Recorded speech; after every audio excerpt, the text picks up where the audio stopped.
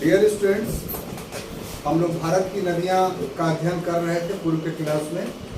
और उस क्लास में देखा था हम लोगों ने कि भारत में दो प्रकार का नदी तंत्र है। एक उत्तर भारत की नदियाँ और दूसरा दक्षिण भारत की नदियाँ।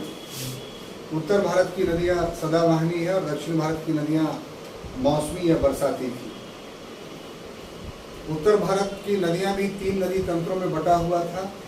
उसमें हम लोगों ने देखा था कि इंडो ब्रह्मा अनादि काल में एक ही नदी थी, वही नदी तीन तंत्र में बटी, यानी सिंधु, गंगा और ब्रह्मपुत्र। और ये सिंधु, गंगा, ब्रह्मपुत्र एक नदी तंत्र है और उसमें बहुत सारी नदियाँ सहायक नदियाँ आकर के मिलती हैं। तो हम लोग बारी बारी से देखेंगे कि सिंधु नदी तंत्र क्या है, गंगा नदी तंत्र क्या है और फिर ब्रह्मपुत्र नदी तंत्र क्या है। तो जहाँ तक सिंधु नदी तंत्र का प्रश्न है, इसकी प्रमुख या मात्र नदी जो है वो सिंधु है। सिंधु को आप देखिए कि मानसरोवर लेक से निकलता है और मानसरोवर लेक में ये तिब्बत में मानसरोवर लेक है और यहाँ 5180 मीटर की ऊंचाई से निकलता है। और उसके बाद यहाँ से 320 किलोमीटर की दूरी तय करता है पश्चिम की ओर, और उसके बाद ये भारत में प्रवेश करता है, यानी कश्मीर में। और कश्मीर में प्रवेश करते हुए ये एटक के पास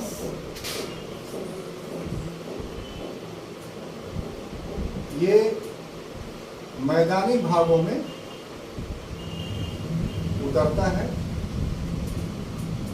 और कश्मीर में गॉर्ज का निर्माण ये करता है।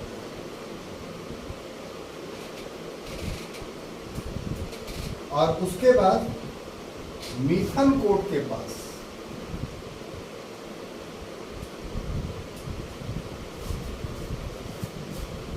इसमें पंचनद आकर के मिलती है और इसकी कुल लंबाई इस प्रकार से 2880 किलोमीटर। और फिर ये कराची में जाकर के अरब सागर में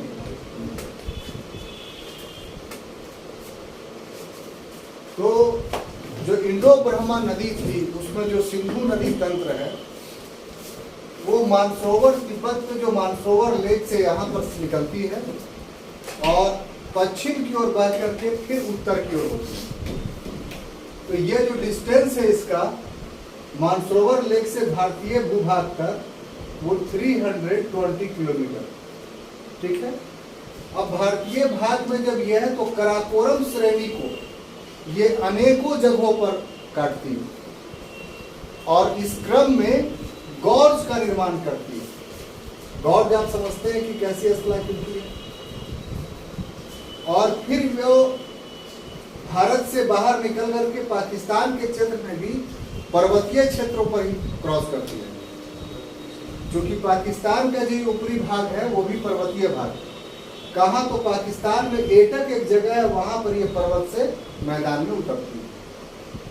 और एटक के बाद ये बहती हुई मिथनकोट, ये जो पॉइंट आप देख रहे हैं ये मिथनकोट।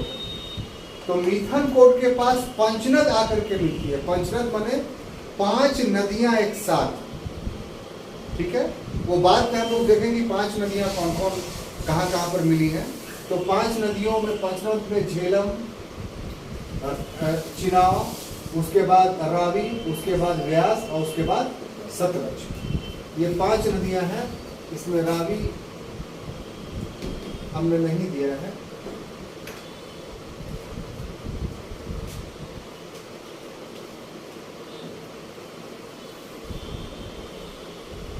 इसमें मिलती है और फिर रावी, ये रावी है, ठीक है। तो रावी, व्यास, सतलज, ये 5 नदियां मिथनकोट के पास मिलेंगी। यहाँ पर आपका मिथनकोट है और ये मिथनकोट के पास पांचों नदियां मिल जाती हैं। और सिंधु नदी की जल राशि उसके बाद बहुत ज्यादा होगी। और अंत में यहाँ पर जो अरब सागर में आप देख रहे हैं, तो ये कराची बंदरगाह इसी पर है। ये कराची शहर जो है वो सिंधु नदी पर है, और वही कराची में जो है बहुत बड़ी डेल्टा का निर्माण करती है और फिर अरब सागर में। क्लियर? अब सिंधु ये तो मुख्य नदी हो गई, ये जो है मुख्य नदी हो गई। इसके इस साइड में जितनी नदियां हैं वो जो है वो बाएं साइड में मिलने वाली नदियां हैं। नदियां में दायां और बायां साइड आप तय कैसे करेंगे कि आप जिस तरफ में नदी बह रही है उस तरफ आप मुंह कर लीजिए मैप में।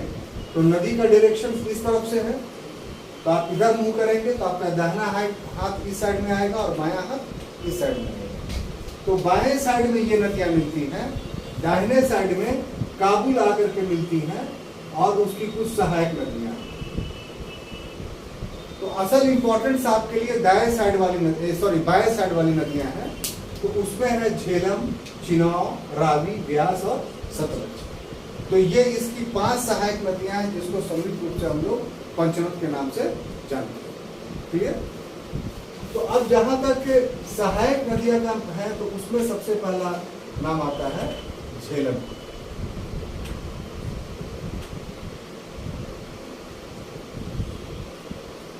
ठीक है? आप देख रहे हैं कि झेलम नदी का जहां तक ताल्लुक है तो इसका वेरीनाग से है। ये हमने यहाँ पर दिखा दिया है कि ये वेरीनाग से निकलता है। इसका उद्गम कहाँ है? वेरीनाग।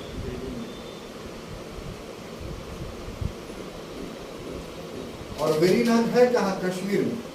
तो ये कश्मीर से ही निकलती है नदी ये। और उसके बाद पीर पंजाल श्रेणी में, जो पीर पंजाल पर्वत श्रेणी है, इस श्रेणी में ये 200 मीटर गहरे खड्ड का निर्माण करती है, यानी कैनियन का। और दूसरी महत्वपूर्ण बात यह है कि इसकी एक सहायक बहुत सारी नदियां हैं, लेकिन सहायक नदी में सबसे महत्वपूर्ण नदी जो है वो लिद्दर है। ये एग्जाम में पूछता है कि लिद्दर किसकी सहायक नदी है? तो झेलम नदी की है। और मुजफ्फराबाद के बाद ये, मुजफ्फराबाद जो पाकिस्तान ऑक्युपाइड कश्मीर की राजधानी है, ये मुजफ्फराबाद के बाद 170 किलोमीटर तक भारत पाक सीमा बनाती है। यानी 170 किलोमीटर तक भारत और पाकिस्तान की सीमा का निर्धारण होता है। और टिम्मू के पास, टिम्मू एक जगह है, उसके पास ये जाकर करके चिनाव नदी में मिल जाती है। ये झेलम हुआ, ये जो है चिनाव नदी हुआ, तो टिम्मू के पास यहाँ पर आकर के इसमें मिली। क्लियर? तो इस तरीके से ये वो नदी है झेलम जो कश्मीर में ही निकलती है और पाकिस्तान में क्रॉस करती है, ये तिब्बत से नहीं आती।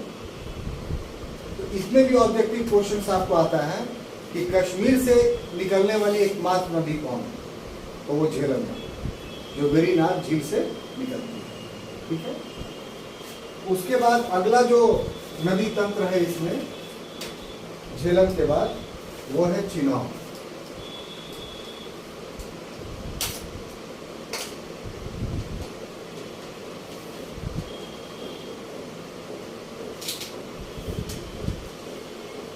चिनाव नदी का जहां तक बात है तो यहाँ पर देखिए आप, ये चंद्र और भागा, ये हिमाचल प्रदेश का इलाका है।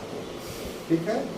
तो एक्चुअली में वेरीनाग जो पर्वत श्रेणी है, तो जो वेरीनाग पर्वत श्रेणी है इसके एक तरफ चंद्र है, और जो पानी गिरता है तो वो चंद्र नामक नदी बनती है। ठीक है? और दूसरी तरफ उसके होता है वो भागा।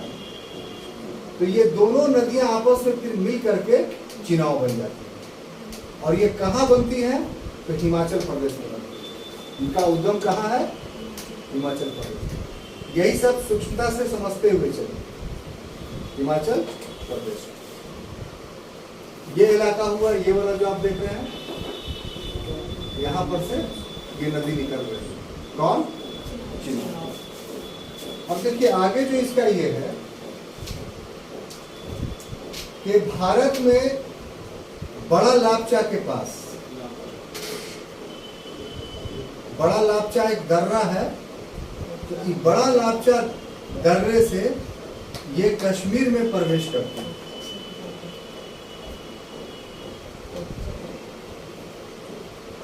और जब कश्मीर में प्रवेश करती है तो ये 1000 मीटर, कितना? 1000 मीटर गहरे गार्ज का निर्माण करती है।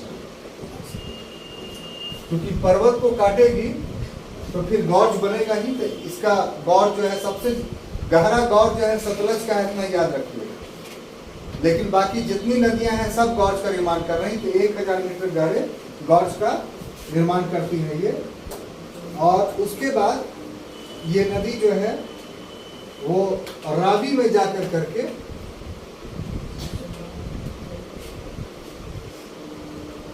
ये मिल जाती है। इसकी कुल लंबाई जो है 1180 किलोमीटर है। 1180 किलोमीटर की नदी हुई। तो ये हो गया चिनाब का विवरण। अब चिनाब के बाद सिंधु नदी की जो अगली नदी है वो है रावी।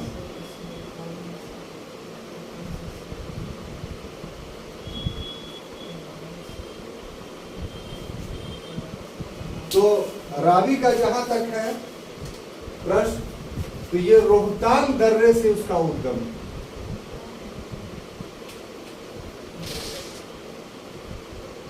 ये भी हिमाचल प्रदेश में है। कहाँ है ये? हिमाचल प्रदेश में है। और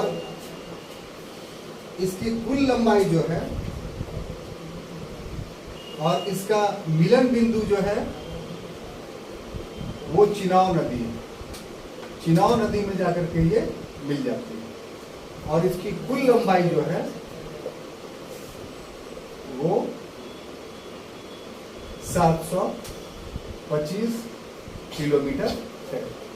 तो इतना रावी का विवरण आपको उद्गम और मिलन के आधार पर और कुल लंबाई के आधार पर आपको अपने मस्तिष्क में रखना।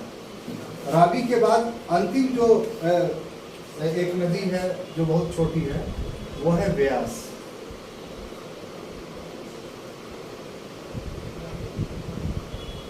व्यास नदी की विशेषता ये है कि ये संपूर्ण रूप से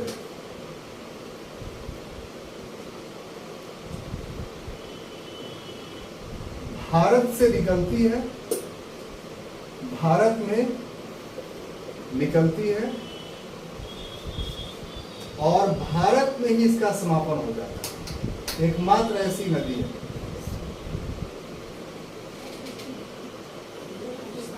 ठीक है, निकलता है हिमाचल प्रदेश से और पंजाब में जाकर के सतलज नदी से ये मिल जाता है व्यास नदी। ठीक है, यहाँ पर थोड़ा मैप हमने गलत बना दिया है कि पाकिस्तान में चला गया है।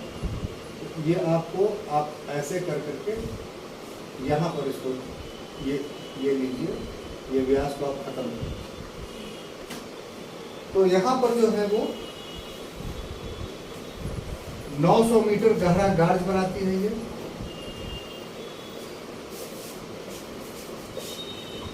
और कुल इसकी लंबाई, सबसे छोटी नदी है ये, कुल इसकी लंबाई 460 किलोमीटर है। और ये पंजाब में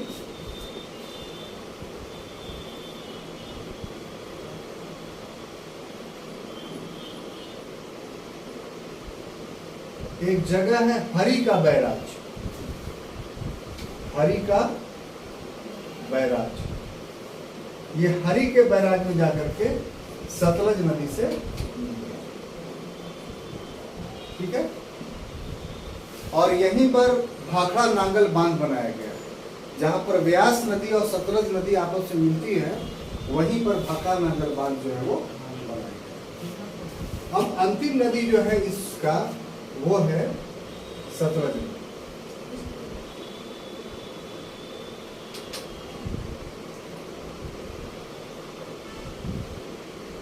ये 4 हो गया, ये 3 हो गया, ये 2 हो गया और ये 1। यहाँ आप देख रहे हैं कि सतलज नदी का जो उद्गम है वो राक्षस ताल है, यहाँ से निकली है ये।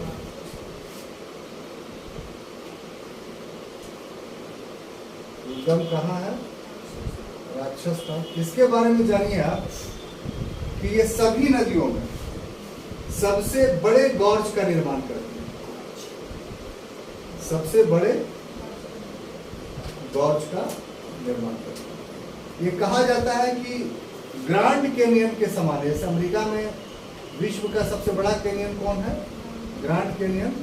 तो ये ग्रैंड कैनियन जिस तरह से है वो इसलिए, लेकिन ये भारत में नहीं बनाती है, बल्कि कहाँ? तिब्बत में। और उसके बाद भारतीय क्षेत्र में जब पहुंचती है तो पंजाब में इससे आकर के मिलती है ये व्यास, और वहीं भाखड़ा नांगल बांध बना है इसी नदी पर। और उसके बाद ये मिथनकोट के पास जाकर के इसी में सारी नदियां आकर के मिलती है पहले सतलज में, और सतलज और उसकी चारों की संयुक्त धारा जो पंचनद कहलाती है वो जाकर के मिथनकोट के पास। तो ये संपूर्ण जो है वो सिंधु नदी तंत्र का विवरण है। हम लोग ग्रेजुअली धीरे धीरे पढ़ेंगे ताकि सारा चीजें आपको याद हो जाए। एक बार फिर से गौर से देख लीजिए कि हम लोगों ने जो आज के क्लास में सिंधु नदी तंत्र का विवरण दिया है, तो ये आपकी सिंधु नदी हो गई जो मात्र नदी है, और यहाँ से मानसरोवर से निकल करके कुल 80 किलोमीटर की दूरी तय करके कराची के पास मिलती है।